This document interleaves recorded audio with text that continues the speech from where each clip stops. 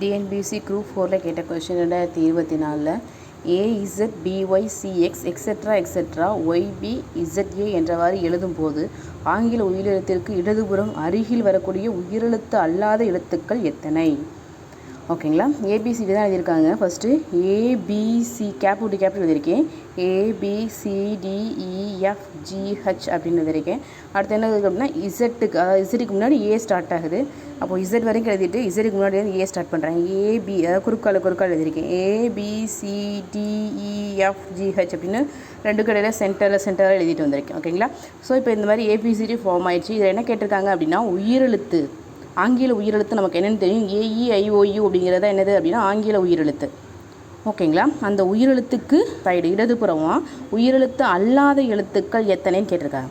நான் first AEIOU என்ன பண்ணுறேன் அப்படின்னா எல்லாத்தையும் ரவுண்ட் பண்ணிக்கிறேன். ஓகேங்களா. 2 செட்டு ஏபிசி எழுதியிருக்கேன். ஸோ 2 செட்டு AEIOU வரும். எல்லாத்தையும் என்ன பண்ணியிருக்கேன் அப்படின்னா 10 எழுத்துக்களையும் ரவுண்ட் பண்ணி வச்சுருக்கேன் உயிரெழுத்துக்களை. ஓகேங்களா. ஸோ இடதுபுறம் உயிரெழுத்து அல்லாத எழுத்து இருக்குன்னு சொல்லியிருக்காங்க. இந்த ஏக்கு பக்கத்தில் உயிரெழுத்து அல்லாத எழுத்து தான் இருக்குது. அதே மாதிரி எல்லா எழுத்துக்கு முன்னாடி என்ன தான் இருக்குது அப்படின்னா உயிரெழுத்து அல்லாத எழுத்துக்கள். உயிரெழுத்து தான் ரவுண்ட் பண்ணிட்டேனே, பாக்கி இருக்க எல்லா எழுத்துக்களும் உயிரெழுத்து அல்லாத எழுத்துக்கள் தானே. அப்போ இந்த இதுக்கு முன்னாடி இருக்கிறது உயிரெழுத்து அல்லாத எழுத்து தான், ஈக்கு முன்னாடி இருக்கிறது உயிரெழுத்து அல்லாத எழுத்து தான். அப்போ எல்லா எழுத்துக்கு முன்னாடி என்ன இருக்குது அப்படின்னா உயிரெழுத்து அல்லாத எழுத்துக்கள் இருக்கின்றன. ஓகேங்களா. ஆனால் இந்த ஏங்கிற எழுத்துக்கு முன்னாடி மட்டும் என்ன கிடையாது அப்படின்னா உயிரெழுத்து அல்லாத எழுத்தே கிடையாது. ஓகேங்களா. மொத்தம் 10 லெட்டர் ரவுண்ட் பண்ணதில் ஏங்கிற எழுத்துக்கு முன்னாடி மட்டும் என்ன கிடையாது, எழுத்தே கிடையாது. பாக்கி எல்லா எழுத்துக்கு முன்னாடி என்ன இருக்குது அப்படின்னா உயிரெழுத்து அல்லாத எழுத்துக்கள் இருக்குது. ஓகேங்களா. ஸோ அப்போ சியோட வேல்யூ எவ்வளவு அப்படின்னா 9.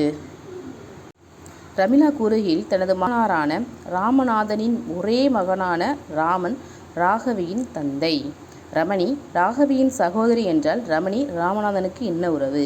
என்ன சொல்லியிருக்காங்க பாருங்க. ரமணி என்ன சொல்லியிருக்காங்க அப்படின்னா எனது மாமனார் பேர் என்ன சொல்லியிருக்காங்க, ராமநாதன். ராமநாதனோட மகன் தான் யார் அப்படின்னா ராமன். ஓகேவா. அவங்க யார் சொல்லியிருக்காங்க, ராமன் ராகவியின் தந்தை. அப்போது ராகவிக்கு ராமன் என்ன வேணும் அப்படின்னா மகள் வேணும். ஓகேங்களா. வேறு கொடுத்துருக்காங்க ரமணி ராகவியின் சகோதரி. ரமணிங்கிறவங்க யார், ராகவியும் 2 பேரும் என்ன கொடுக்குறா சகோதரி அப்படிங்கிறதும் கொடுத்துருக்காங்க. இப்போ என்ன கேட்டிருக்காங்க அப்படின்னா ரமணி ராமநாதனுக்கு என்ன உறவுன்னு கேட்டிருக்காங்க.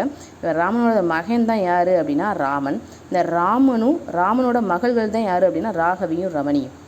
ஓகேங்களா. ராமநாதனோட மகன் தான் ராமன், ராமனோட மகள்கள் 2 பேர் தான் யார் அப்படின்னா ராகவி ரமணி. ஓகேங்களா. அப்போ இந்த ரமணி ராமநாதனுக்கு என்ன வேணும், பேத்தி. இப்போ ஆன்சர் என்னது அப்படின்னா பேத்தி. தேங்க்யூ.